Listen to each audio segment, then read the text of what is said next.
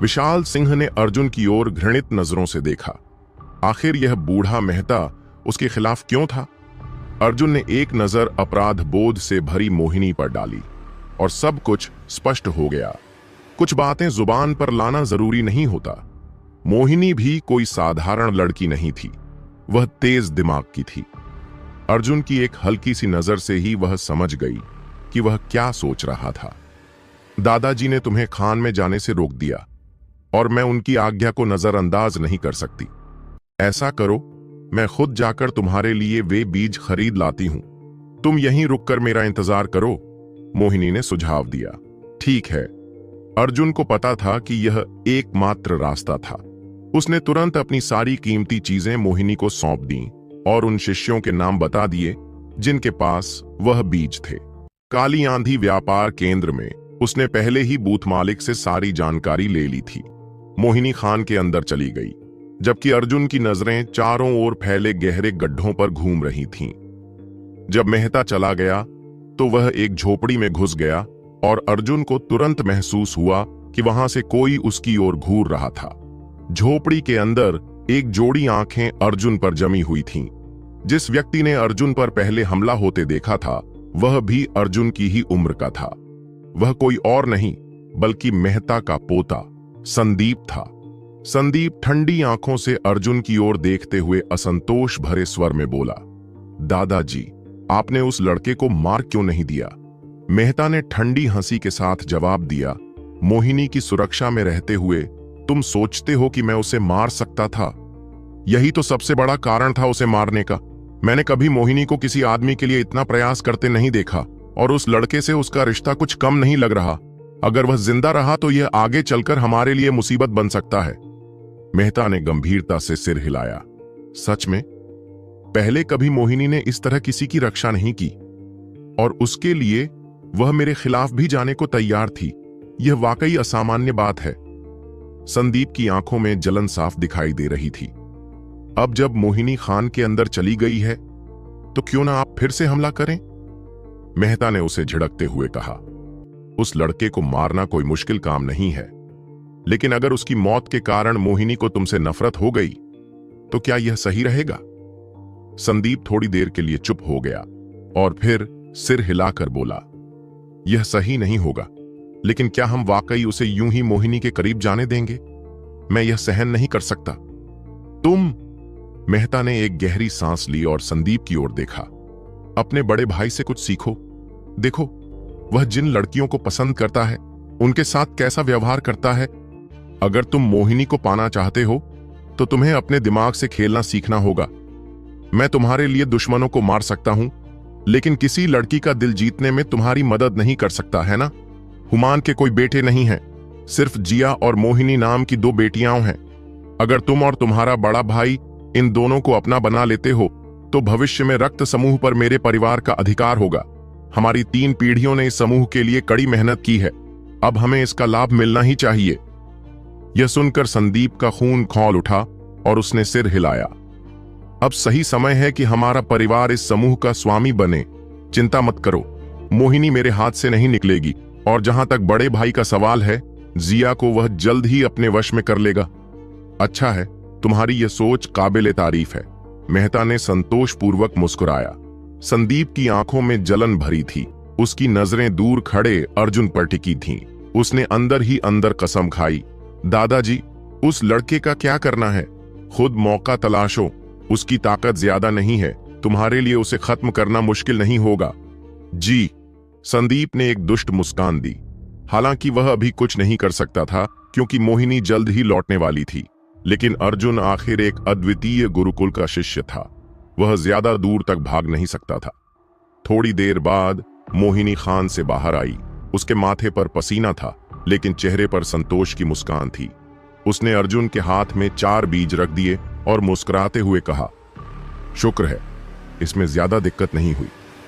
रक्त समूह की राजकुमारी खुद जब कुछ खरीदना चाहती थी तो कौन डिसाइपल उसे बेचने से इनकार कर सकता था? बहुत बहुत धन्यवाद। अर्जुन ने 4 बीज को सावधानी पूर्वक अपनी जेब में रख लिया। कुछ पलों के मौन के बाद अर्जुन ने थोड़ा झिझकते हुए कहा, तुमने आज मेरी बहुत मदद की है। मैं तुम्हारा कर्जदार हूं। मोहिनी ने उसे अजीब नजरों से देखा। इसका क्या मतलब?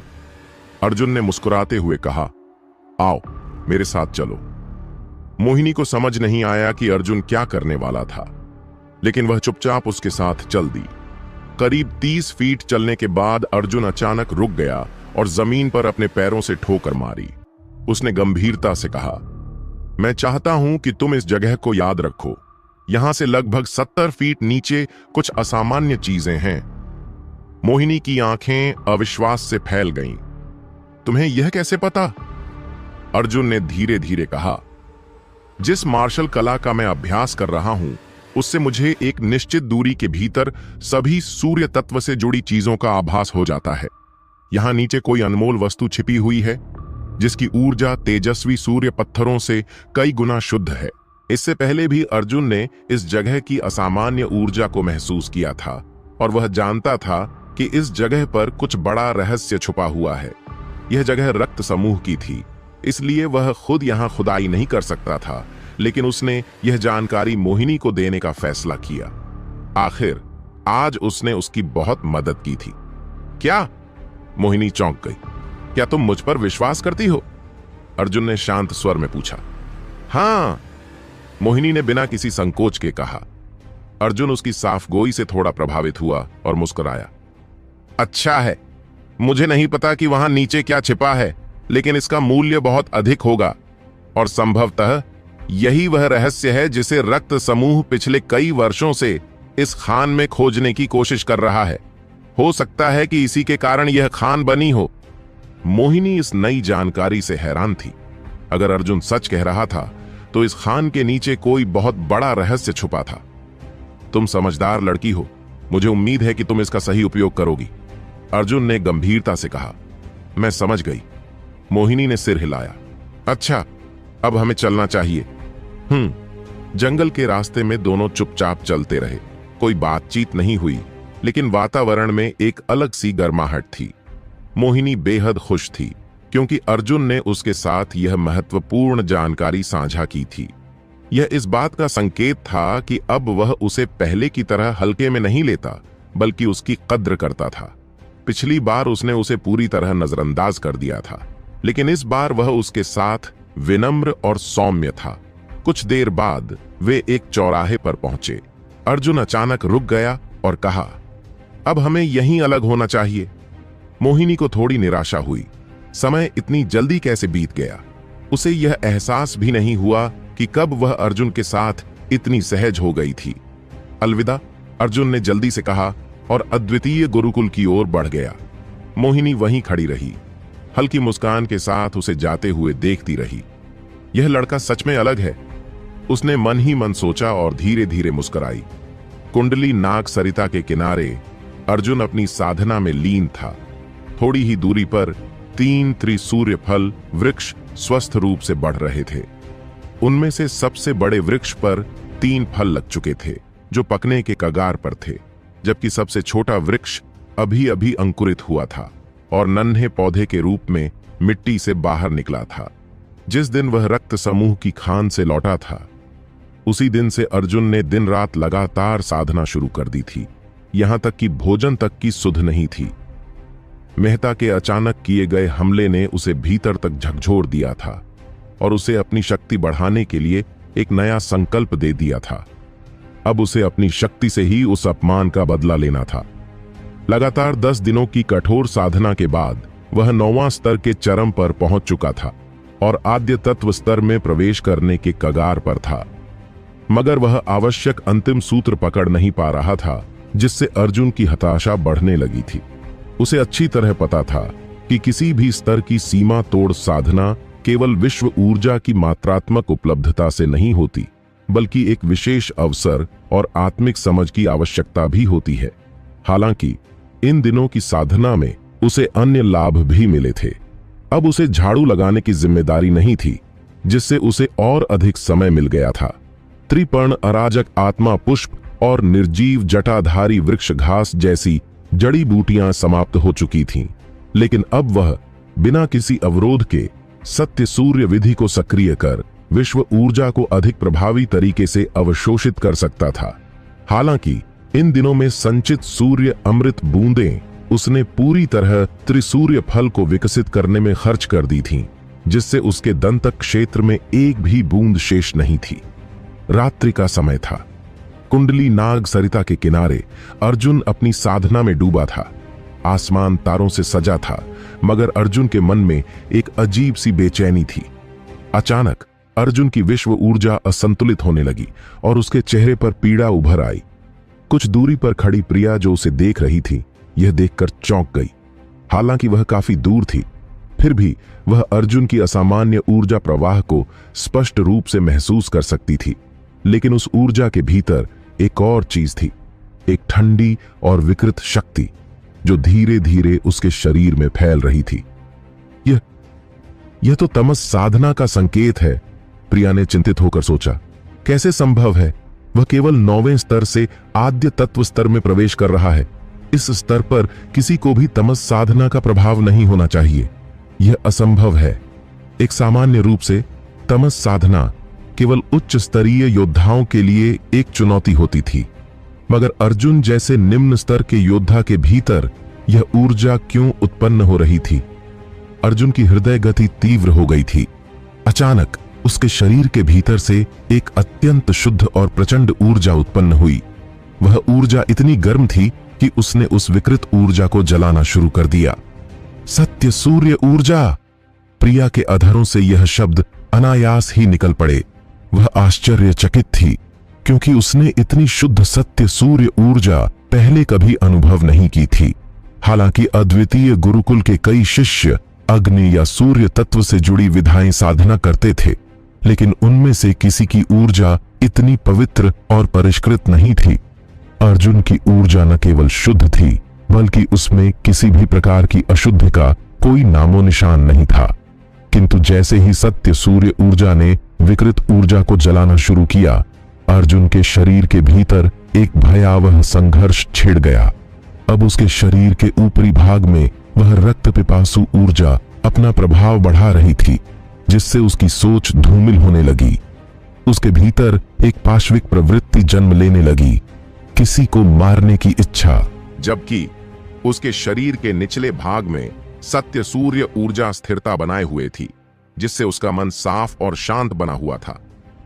यह क्या हो रहा है? अर्जुन ने अपने भीतर हो रही इस लड़ाई को महसूस किया। दोनों ऊर्जाएं एक दूसरे से लड़ रही थीं और उसकी आत्मा इस संघर्ष का केंद्र बनी हुई थी। प्रिया चिंतित हो उठी। अगर यह संघर्ष यूं ही चलता रहा तो वह जानती थी कि साधना के समय किसी को बाधा देना अत्यंत जोखिम भरा होता है। लेकिन जो कुछ अर्जुन के भीतर हो रहा था वह साधारण नहीं था। इसका समाधान केवल एक ही है, उसे किसी से लड़ना होगा। यह सोचते ही वह तुरंत अपने निवास स्थान की ओर दौड़ी और अपने वस्त्र बदलकर काले परिधान धारण किए। उसने अपने चेहरे पर एक काली घूंघट जैसी हल्की चादर डाल ली ताकि अर्जुन उसे पहचान न सके। वह जानती थी कि अगर अर्जुन उसे पहचान लेता तो वह पूरी तरह से युद्ध करने के लिए तैयार नहीं होता। कुछ ही क्षणों में प्रिया फिर से कुंडली नाग सरिता के पास पहुंच गई। उसने देखा कि अर्जुन की ऊर्जा और भी अधिक अनियंत्रित हो रही थी। अब और देर नहीं की जा सकती। उसने एक लंबी छलांग लगाई और अर्जुन की ओर तेजी से झपट पड़ी। उसकी आंखों में अब कोई संकोच नहीं था, बल्कि एक योद्धा की क्रूरता थी। देखते हैं अर्जुन, क्या तुम इस युद्ध से खुद को बाहर निकाल सकते हो? और अगले ही क्षण प्रिया का वार अर्जुन की ओर बढ़ चुका था। चूंकि सुवर्णा पहले ही अर्जुन की सहायता करने का निर्णय ले चुकी थी, वह नहीं चाहती थी कि उसकी पहचान उजागर हो या कोई गलती हो। केवल तब जब वह अर्जुन से युद्ध करेगी, तभी वह सफलतापूर्वक अपनी शक्ति को बढ़ा सकेगा। इसीलिए उसका पहला प्रहार जानबूझकर घातक इरादे से भरा हुआ था। अर्जुन अभी मात्र सुदृढ़ शरीर 9वें स्तर पर था, इसलिए सुवर्णा ने केवल अपनी प्रारंभिक तत्व द्वितीय तृतीय स्तर की शक्ति का प्रयोग किया। अर्जुन जो अपने शक्ति स्तर को पार करने के नाजुक दौर में था, उसने अचानक कुछ अजीब महसूस किया। उसके चारों ओर ठंडी लहरें महसूस होने लगीं। इससे पहले कि वह कुछ समझ पाता, उसने खुद को जीवन मरण की स्थिति में पाया। अभी वह इस भावना पर विचार ही कर रहा था कि उसके शरीर के पास से एक प्रहार की ध्वनि आई किसी ने उस पर अचानक हमला कर दिया था। अर्जुन तुरंत सतर्क हो गया। वह डरने की बजाय खुश हुआ और झटपट एक तरफ कूद गया।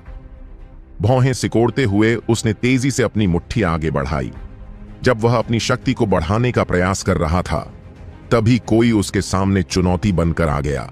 उसने इस पर ध्यान नहीं दिया कि हमला करने वाला कौन था, क्योंकि इस समय वह केवल लड़ाई चाहता था, एक पूरी तरह से संतोषजनक युद्ध।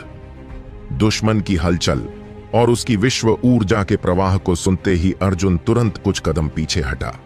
सुवर्णा का वार खाली चला गया और वह शांत भाव से ठहर गई, जबकि उसकी आंखों में हल्की सी आश्चर्य की झलक आई। उसने केवल प्रारंभिक तत्व तृतीय स्तर की शक्ति का उपयोग किया था, फिर भी अर्जुन इतनी आसानी से बच गया। उसका प्रहार उसे सफलतापूर्वक लग जाना चाहिए था। अर्जुन ने चंद्रमा की रोशनी में अपने प्रतिद्वंद्वी की छवि को देखने की कोशिश की। वह एक लड़की थी, लेकिन उसका चेहरा काले घूंघट से ढका हुआ था। यह कैसे हो सकता है? यह तो कोई लड़की है। अर्जुन ने नाखुशी से बड़बड़ाया। जैसे ही सुवर्णा ने ये शब्द सुने, वह क्रोध से कांप उठी। दांत भींचते हुए उसने अपने शरीर को हल्के से ऊपर उठाया, जबकि उसकी हथेली में विश्व ऊर्जा एकत्रित हो गई और अर्जुन के सिर की ओर बढ़ी। ये शब्द उसे अत्यधिक क्रोधित कर चुके थे। अर्जुन ने जोर से गरजते हुए अपनी संपूर्ण शक्ति के साथ अपनी गर्म विश्व ऊर्जा को बाहर निकाला और सुवर्णा का सामना किया। यद्यपि प्रतिद्वंद्वी एक लड़की थी, लेकिन अर्जुन ने कोई रियायत नहीं दी। उसकी शक्ति उससे कहीं अधिक थी और वह स्पष्ट रूप से मारने का इरादा रखती थी, इसलिए वह लापरवाही नहीं कर सकता था। गर्जना और अग्नि के मिश्रण से दोनों योद्धा भयंकर युद्ध में उलझ गए। हालांकि यह साफ था कि अर्जुन के लिए यह संघर्ष कठिन था। उसका युद्ध कौशल बलशाली प्रहारों पर निर्भर था, लेकिन सुवर्णा की फुर्ती उसे मात दे रही थी। जब भी वह 2 बार वार करता, सुवर्णा 3 बार जवाब देती। उसकी फुर्तीली चालें अर्जुन के लिए चकित करने वाली थीं, मानो कोई बंदर उस पर चालें चल रहा हो। अर्जुन पर वार पड़ रहे थे, जिससे वह बेहद क्रोधित हो गया। उसे महसूस हुआ कि यह प्रतिद्वंद्वी उसे कहीं अधिक शक्तिशाली थी, लेकिन वह यह अनुमान नहीं लगा सका कि वह अपनी असली शक्ति को छुपा रही थी। सुवर्णा, जिसका चेहरा गुस्से से लाल था, अचानक मुस्कुराने लगी। उसने सोचा, किसने कहा था कि तुम बकवास करोगे? अब भुगतो इसका परिणाम। थोड़े ही समय में अर्जुन को मिले आघातों ने उसके रक्त को उबाल दिया। ऊर्जा किसी प्रचंड नदी की भांति प्रवाहित होने लगी और उसने महसूस किया कि उसकी शक्ति तेजी से बढ़ रही है। सुवर्णा बार बार चकित हो रही थी, क्योंकि उसे महसूस हुआ कि इस कनिष्ठ भाई की विश्व ऊर्जा बढ़ती ही जा रही थी। उसकी शक्ति धीरे धीरे सुदृढ़ शरीर स्तर से बढ़कर प्रारंभिक तत्व स्तर तक पहुंच रही थी और अभी भी बढ़ रही थी। अर्जुन की मुट्ठी, जिसमें अब प्रचंड विश्व ऊर्जा प्रवाहित हो रही थी, पहले से अधिक प्रबल और भारी होती जा रही थी। सुवर्णा को महसूस हुआ कि वह इसे रोक नहीं पाएगी, इसलिए उसने अपनी शक्ति को और बढ़ाया और दांत भींचकर वार सहने लगी।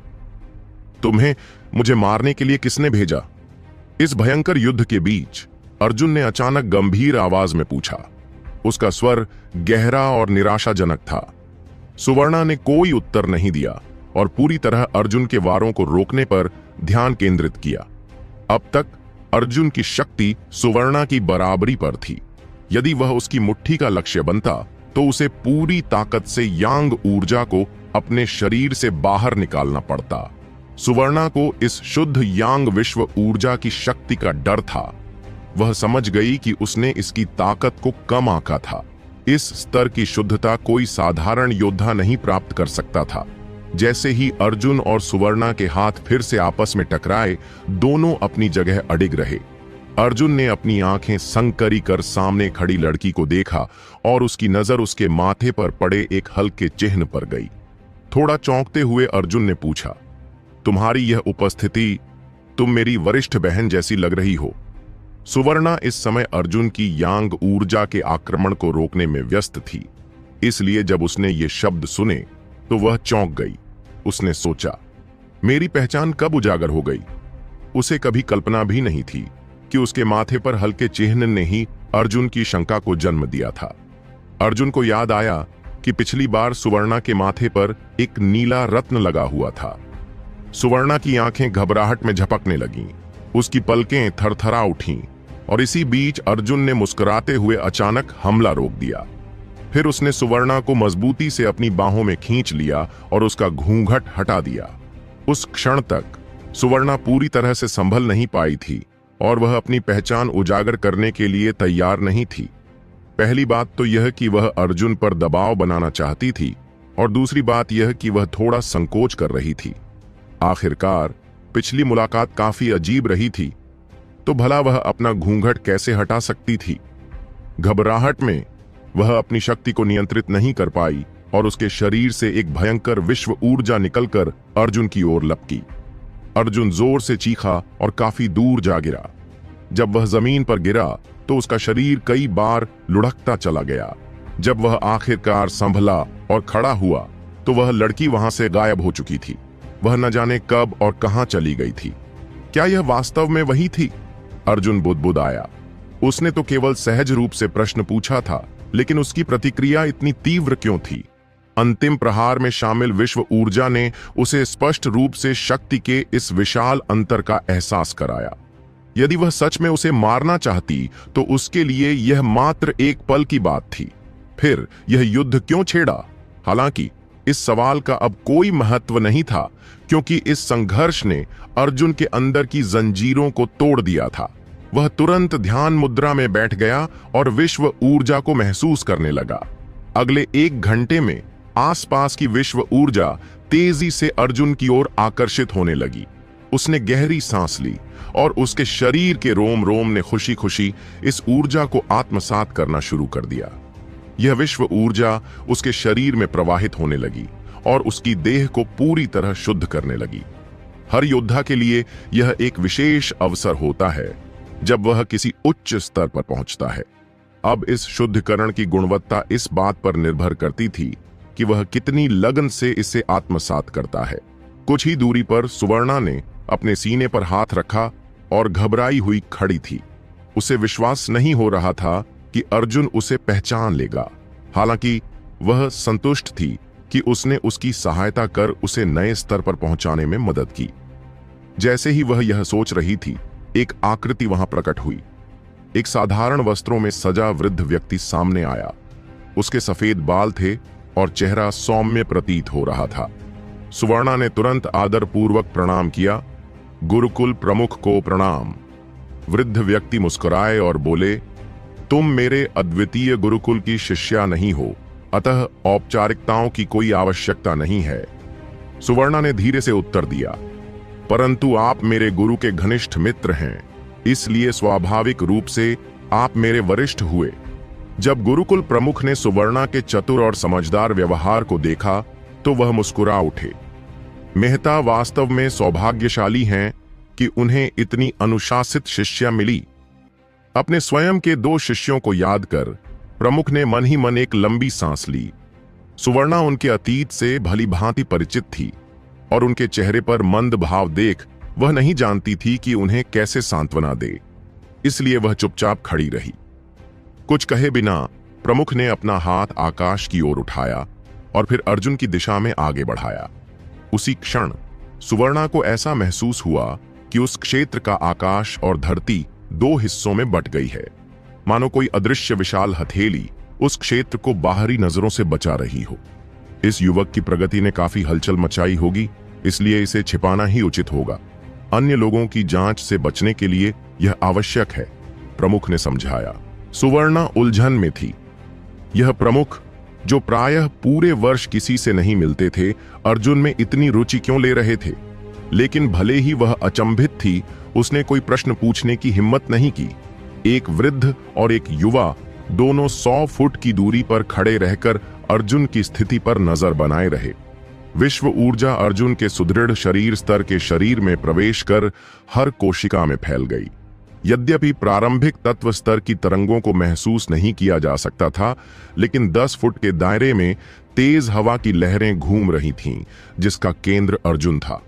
उसके आसपास की हलचल वास्तव में असाधारण थी। यह केवल प्रारंभिक तत्व स्तर में प्रवेश था, फिर भी इतनी तीव्र हलचल कैसे हो सकती थी? सुवर्णा इस रहस्य को समझ नहीं पा रही थी। समय के साथ अर्जुन के शरीर के भीतर एक ड्रम जैसी ध्वनि गूंजने लगी। उसे ऐसा महसूस हुआ कि उसका शरीर एक गुब्बारे की तरह फैल रहा है, क्योंकि विश्व ऊर्जा बड़ी मात्रा में उसके शरीर में प्रवेश कर रही थी।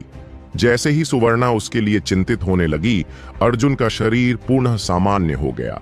प्रमुख के अवरोध के बावजूद वह अभी भी उसके भीतर से निकलती प्रचंड विश्व ऊर्जा की तरंगों को महसूस कर सकती थी।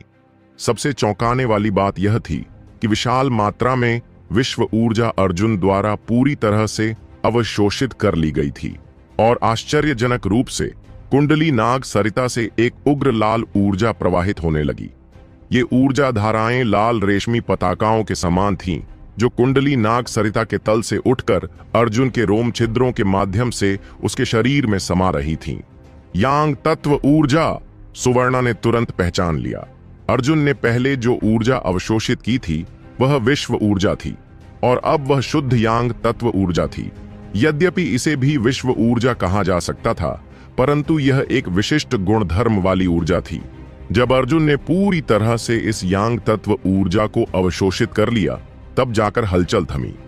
बुरा नहीं है, प्रमुख हल्की मुस्कान के साथ बोले और उंगलियों की एक चुटकी से अवरोध हटा दिया।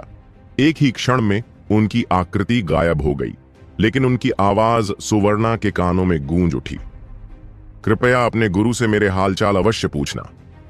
समझ गई, सुवर्णा ने आदरपूर्वक उत्तर दिया और फिर अर्जुन की प्रगति की जांच करने चली गई। जैसे ही उसने अर्जुन को देखा, वह स्तब्ध रह गई। प्रारंभिक तत्व द्वितीय स्तर। पहले तो उसे लगा कि उसने गलती से महसूस किया होगा, लेकिन दोबारा जांचने पर पुष्टि हो गई कि अर्जुन वास्तव में प्रारंभिक तत्व द्वितीय स्तर तक पहुंच चुका था। इस बार उसका उन्नयन केवल एक नए स्तर तक पहुंचने तक सीमित नहीं था, बल्कि उसने एक उपस्तर को भी पार कर लिया था। क्या यह कोई स्वप्न था? सुवर्णा की अपनी काया विशेष थी और अपने सतर्क प्रशिक्षण और अनुशासन के बावजूद जब उसने प्रगति की तो वह सीधे 2 स्तर नहीं पार कर सकी। इसलिए जब उसने अर्जुन को यह उपलब्धि हासिल करते देखा तो वह स्तब्ध रह गई। जैसे ही वह आश्चर्यचकित होकर उसे देख रही थी, अर्जुन जो पद्मासन में बैठा था अचानक बुदबुदाया, तो यह ऐसा था। इसके साथ ही उसके शरीर से निकलने वाली विश्व ऊर्जा और सघन हो गई और वह प्रारंभिक तत्व तृतीय स्तर तक पहुंच गया।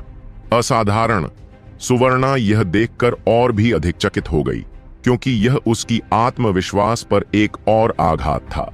कुछ समय तक स्थिति को स्थिर देखने के बाद और यह सुनिश्चित कर लेने के बाद कि अर्जुन की शक्ति फिर से नहीं बढ़ेगी, सुवर्णा ने राहत की सांस ली और निराशा से वहां से चली गई। अर्जुन ने पूरी रात कुंडली नाग सरिता के पास बैठकर बिताई, लेकिन उसने अपनी सच्ची यांग पद्धति का अभ्यास नहीं किया, बल्कि अपने प्रगति के दौरान प्राप्त हुए अंतर्दृष्टियों को समझने में समय बिताया। उसके इस प्रगति में 2 प्रकार की ऊर्जाएं उसके शरीर में समाहित हुईं।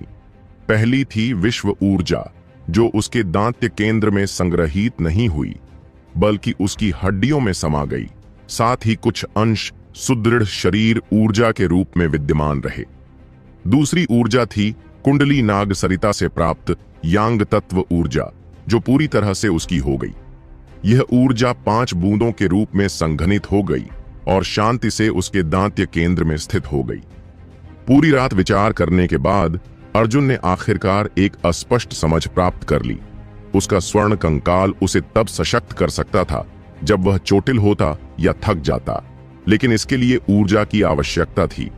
यह ऊर्जा कहीं से उत्पन्न नहीं होती, बल्कि विश्व ऊर्जा को अवशोषित करना ही इसका तर्कसंगत उत्तर था।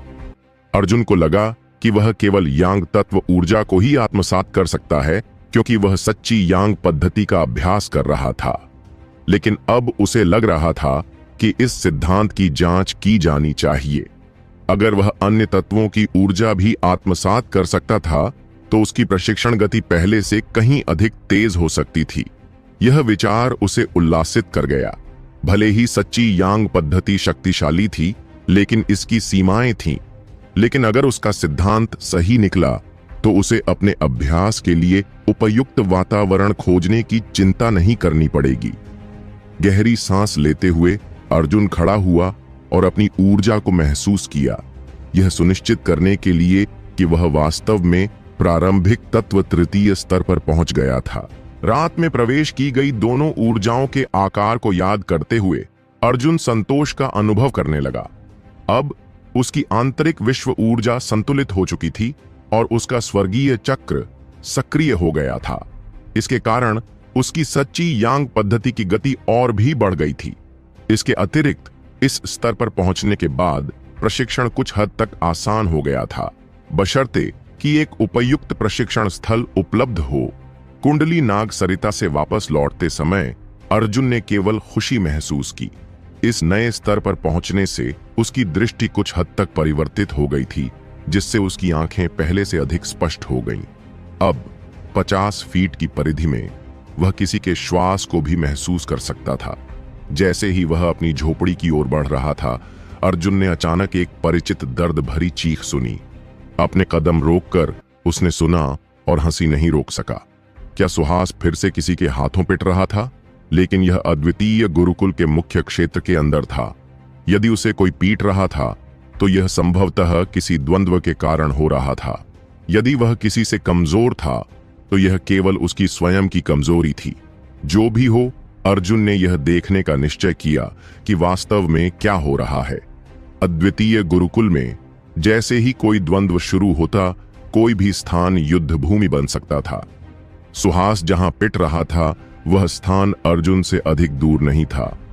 वहां काफी संख्या में लोग इकट्ठा हो चुके थे और जब अर्जुन ने वहां अपनी दृष्टि डाली तो उसने दो मुख्य समूह देखे। 10 फीट की दूरी पर वह ललित और विशाल सिंह के परिचित चेहरों को देख सकता था। उनके साथ कुछ अन्य साथी भी थे, लेकिन उनके चेहरे क्रोध से भरे हुए थे, मानो वे सामने वाले समूह से किसी अन्याय का बदला लेना चाहते थे। अर्जुन को यह देख कुछ अजीब लगा। मुख्य द्वार के शिष्यों के बीच हुई तुलना में हार जीत कोई बड़ी बात नहीं होती थी, लेकिन यहां माहौल कुछ अलग था। ललित और बाकी लोग किसी अन्याय के खिलाफ आक्रोशित लग रहे थे, मानो वे कोई बड़ा संघर्ष छेड़ने वाले हों। इन दो समूहों के अलावा कई अद्वितीय गुरुकुल के शिष्य लड़ाई को देखने के लिए इकट्ठा हुए थे। ये तमाशबीन अपनी उंगलियों से इशारा कर रहे थे और लड़ाई का मजा ले रहे थे। कुछ संदेहों के साथ अर्जुन भीड़ को चीरते हुए धीरे धीरे विशाल सिंह के पास पहुंचा। उसने देखा कि सुहास का चेहरा खून से लथपथ और सूजा हुआ था। वह बेहद दयनीय स्थिति में था और उसके सामने एक युवक खड़ा था जो उससे उम्र में अधिक नहीं लग रहा था। वह युवक पूरी तरह शांत और आत्मविश्वास से भरा हुआ था। उसके शरीर पर कोई भी चोट का निशान नहीं था। वह सुहास की ओर घृणा भरी मुस्कान के साथ देख रहा था। जब भी सुहास हमला करता, वह बड़ी आसानी से उसके वारों को रोक देता और बार बार उसका मजाक उड़ाता। सुहास गुस्से में जोर जोर से चिल्लाता और आगे बढ़ता, लेकिन हर बार उसका हमला बेअसर हो जाता। कुछ देर तक यह सब देखने के बाद अर्जुन की भौहें सिकुड़ गईं। उसने देखा कि समस्या सुहास के वार चूकने की नहीं थी, बल्कि सुहास के प्रहार उस युवक पर कोई प्रभाव नहीं डाल पा रहे थे। जब भी सुहास की मुट्ठी उस युवक पर पड़ती, वह हिलता तक नहीं, बल्कि उल्टा सुहास को हल्की चोटें लग जातीं। दोनों के बीच विश्व ऊर्जा की तरंगों में ज्यादा अंतर नहीं था, यानी कि उनकी ताकत लगभग समान थी। फिर भी लड़ाई में इतना बड़ा अंतर क्यों था? यह क्या हो रहा है? अर्जुन ने विशाल सिंह के कंधे पर हाथ रखते हुए पूछा। विशाल सिंह ने जैसे ही अर्जुन को देखा, वह उत्साहित हो उठा और बोला, वरिष्ठ भाई अर्जुन। उसकी आवाज सुनकर ललित और अन्य साथी भी अर्जुन के पास आए और उसे देख तुरंत उनका रुख सामने खड़े विरोधियों की ओर हो गया। सुहास इस युवक का सामना क्यों नहीं कर पा रहा? उनकी शक्ति तो समान होनी चाहिए थी। अर्जुन ने अपनी उलझन जाहिर की।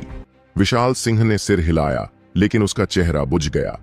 हाँ, सुहास इस समय प्रारंभिक तत्व द्वितीय स्तर पर है, जबकि वह युवक प्रारंभिक तत्व तृतीय स्तर पर है। अगर यह लड़ाई समान स्तर की होती, तब भी सुहास को थोड़ी परेशानी होती, लेकिन यह व्यक्ति बेहद धूर्त है। जब अद्वितीय गुरुकुल के शिष्य आपस में द्वंद्व करते हैं, तो वे किसी भी बाहरी हथियार या वस्त्र का उपयोग नहीं करते, लेकिन इसने एक रक्षात्मक अमूल्य वस्त्र पहना हुआ है। इस कारण से सुहास के वार बेअसर हो रहे हैं। अर्जुन ने गंभीरता से कहा, रक्षात्मक वस्त्र? हाँ, विशाल सिंह ने गुस्से से दांत भींचते हुए कहा। वह व्यक्ति अद्वितीय गुरुकुल के महागुरु का पोता वीरेंद्र झा है। यह रक्षात्मक वस्त्र उसे महागुरु ने स्वयं दिया है। एक और दूसरी पीढ़ी का अभिजात्य योद्धा। अब सारी बातें स्पष्ट हो रही थीं। सुहास के पीछे एक प्रमुख बुजुर्ग का समर्थन था और वीरेंद्र झा महागुरु का पोता था। दोनों की पृष्ठभूमि समान थी, इसलिए यदि अन्य लोग सुहास से लड़ने से कतराते थे तो वीरेंद्र झा ऐसा नहीं करता। लेकिन रक्षात्मक वस्त्र पहनकर लड़ना थोड़ा अन्यायपूर्ण था। महागुरु और द्वितीय बुजुर्ग के बीच कभी अच्छे संबंध नहीं थे और यही विवाद सुहास और वीरेंद्र झा के बीच भी बना हुआ है। अब जब उसे यह अवसर मिला है तो वह सुहास को कड़ा सबक सिखाने की पूरी कोशिश कर रहा है। विशाल सिंह चिंतित स्वर में बोला। अर्जुन हल्के से मुस्कुराया, तो यह सिर्फ एक बेतुका आंतरिक संघर्ष है। वरिष्ठ भाई अर्जुन, कृपया सुहास को बचाने का कोई उपाय निकालिए। आप जानते हैं कि वह कैसा है। अगर ऐसा ही चलता रहा तो उसे गंभीर चोटें आ सकती हैं। अर्जुन शांत रहा और बोला, मुख्य द्वार के शिष्यों के बीच द्वंद्व में यदि कोई कमजोर है तो उसे पीटा जाना स्वाभाविक है। क्या अद्वितीय गुरुकुल के शिष्य इतनी छोटी बातों से डर जाते हैं? लेकिन यह द्वंद्व शुरू से ही अनुचित था और वीरेंद्र झा रक्षात्मक वस्त्र के पीछे छिप रहा है। विशाल सिंह ने विरोध किया। अर्जुन ने ठंडी हंसी हंसी। यह संसार कभी भी निष्पक्ष नहीं था। बलशाली लोग ही शासन करते हैं और कमजोर हमेशा शिकार बनते हैं। यह तो तुम सब पहले से ही जानते हो। विशाल सिंह चुप हो गया, जैसे कि वह समझ नहीं पा रहा था कि क्या उत्तर दे। मुख्य द्वार के शिष्यों के बीच द्वंद्व में किसी का हस्तक्षेप करना उचित नहीं था। हालांकि अर्जुन पहले भी कई बार आक्रामक रहा था, लेकिन वह भी गुरुकुल के नियमों को नहीं तोड़ सकता था। ऐसे में वे उससे यह उम्मीद कैसे कर सकते थे कि वह सुहास को पिछले बार की तरह बचा लेगा। युद्ध भूमि पर सुहास अब लगभग गिरने की कगार पर था। उसके वारों में अब कोई ताकत नहीं बची थी। वीरेंद्र झा जोर जोर से हंस रहा था। इस परिणाम से वह बेहद प्रसन्न था। अपने सीने पर गर्व से हाथ मारते हुए उसने कहा, सुहास, संकोच मत करो, आगे बढ़ो। आज मैं बहुत दयालु महसूस कर रहा हूं। मैं यहां से हिलूंगा भी नहीं, और यदि तुम मुझे चोट पहुंचा पाए तो मेरी हार होगी। सुहास की दृष्टि धुंधली हो गई थी। उसकी दोनों मुट्ठियों पर खून की लकीरें थीं। वीरेंद्र झा के पहने हुए रक्षात्मक वस्त्र में केवल सुरक्षा ही नहीं, बल्कि विश्व ऊर्जा को भी प्रतिबिंबित करने की क्षमता थी, जिसके कारण सुहास का हर वार उस पर वापस पलटकर आधी शक्ति के साथ उसी को चोट पहुंचा रहा था। उसके हाथों की चोटें इसी कारण हुई थीं। वीरेंद्र झा के घमंडी शब्द सुनकर सुहास ने खून ठूकते हुए तिरस्कार से उत्तर दिया, अगर हिम्मत है तो उस कछुए के कवच को उतार कर दिखा। अगर मैं तुम्हें इस हाल तक न पहुंचा दूं कि तुम सिर्फ रेंग सको तो मैं तुम्हारा पोता नहीं। वीरेंद्र झा के चेहरे का रंग कड़वा और खतरनाक हो गया। उसने दुष्टता से हंसते हुए कहा, बड़ी हिम्मत है तुम्हारी। तुमने मुझे अपमानित करने की जुर्रत की, अब इसकी कीमत चुकानी पड़ेगी। गुस्से में आकर वीरेंद्र झा 3 कदम बढ़ा और सुहास के चेहरे पर एक जोरदार घूंसा मारा। सुहास ने अपनी रक्षा करने की कोशिश की, लेकिन उसकी शक्ति अब वीरेंद्र झा के बराबर नहीं थी। घूंसा पड़ते ही उसका चेहरा सूज गया और उसका सिर झटका खाकर एक ओर मुड़ गया।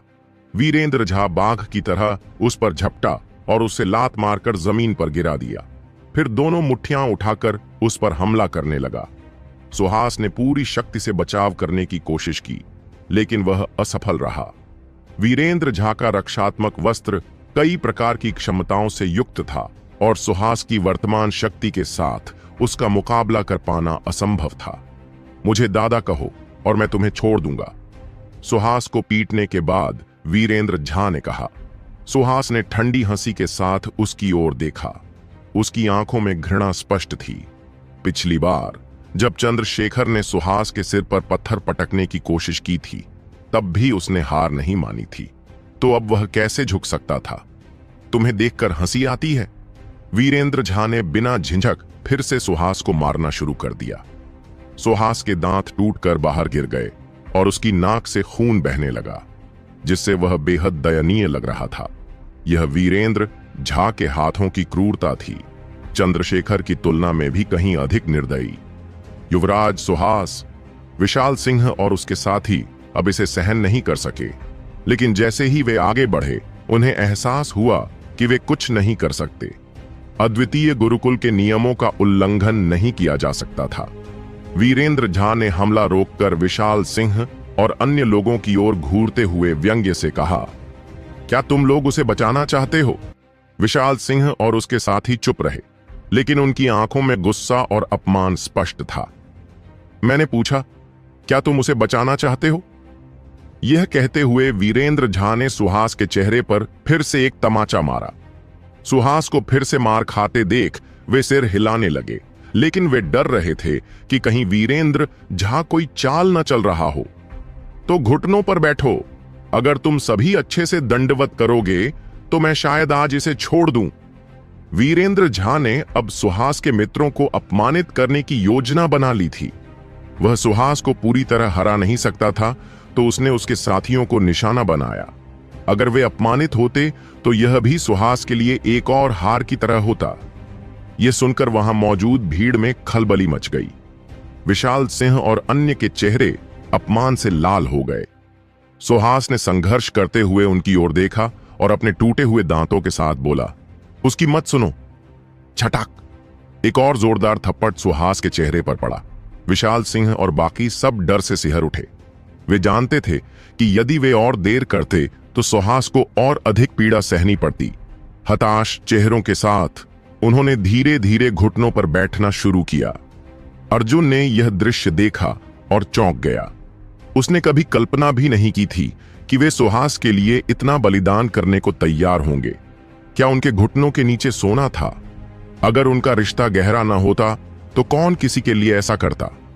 अर्जुन को पहले लगता था कि विशाल सिंह और अन्य लोग केवल सुहास के पीछे धन और शक्ति के लिए चलते हैं, लेकिन अब यह साफ था कि मामला कुछ और ही था। वीरेंद्र झा की आंखें सिकुड़ गईं और वह जोर जोर से हंसने लगा। उनके ऊपर खड़ा होकर उसने सुहास को घूरते हुए कहा, तुम पहचान नहीं पाए कि तुमने कितने आज्ञाकारी कुत्ते पाले हैं? सुहास की आंखों के कोनों से 2 बूंद आंसू बह निकले, अपमान के आंसू। वीरेंद्र झा की पिटाई के दौरान उसने एक भी आंसू नहीं गिराया था, लेकिन जब उसने अपने साथियों को घुटनों पर झुकते देखा तो वह खुद को रोक नहीं पाया। तो क्या होगा अब कहानी में आगे, जानने के लिए सुनते रहिए अद्वितीय योद्धा, सिर्फ द हॉरर हंटर चैनल पर।